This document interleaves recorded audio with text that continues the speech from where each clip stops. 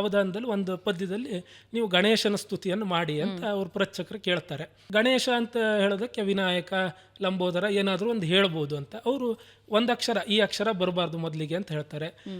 ಉದಾಹರಣೆಗೆ ಈಗ ಅವಧಾನಿ ಆದವನು ಗಣೇಶ ಅಂತ ಹೇಳೋದಕ್ಕೆ ಗಕಾರ ಹೇಳೋಣ, ಗ ಅಂತ ಹೇಳ್ತಾನೆ. ಪೃಚ್ಛಕರಾದವರಿಗೂ ಪಾಂಡಿತ್ಯ ಇರುತ್ತೆ, ಅವರು ಗಣೇಶ ಅಂತ ಹೇಳ್ಬೋದು, ನೀವು ನಕಾರ ಬರಬಾರ್ದು ಅಂತ ಹೇಳ್ತಾರೆ ಎರಡನೇ ಅಕ್ಷರ. ಸರಿ, ಗಜಮುಖ ಅಂತ ಹೇಳೋಣ ಅಂತ ಇವರು ಜ ಅಂತ ಎರಡನೇ ಅಕ್ಷರ ಹೇಳ್ತಾರೆ. ಅವ್ರಿಗೆ ಗೊತ್ತಾಗುತ್ತೆ ಇವನು ಗಜಮುಖ ಅಂತ ಹೇಳ್ತಾ ಇದ್ದಾರೆ, ಅವಧಾನಿಗಳು ಗಜಮುಖ ಅಂತ ಹೇಳ್ತಾರೆ, ಹಾಗಾಗಿ ಮಕಾರ ಬರಬಾರ್ದು, ಮುಂದಿನ ಅಕ್ಷರ ಮಕಾರ ಬರಬಾರ್ದು ಅಂತ ಹೇಳ್ತಾರೆ. ಆಯ್ತು, ಗಜವದನ ಅಂತ ಹೇಳೋಣ ಅಂತ ಅವಧಾನಿ ಆದವನು ಗಜ ವ ಅಂತ ಮೂರನೇ ಅಕ್ಷರ ವಕಾರವನ್ನು ಹೇಳ್ತಾನೆ. ಅವ್ರಿಗೆ ಗೊತ್ತಾಗುತ್ತೆ ಗಜವದನ ಅಂತ ಹೇಳ್ತಾರೆ, ದಕಾರ ಬರಬಾರ್ದು ಅಂತ ನಿಷೇಧ ಮಾಡಿದ್ರು.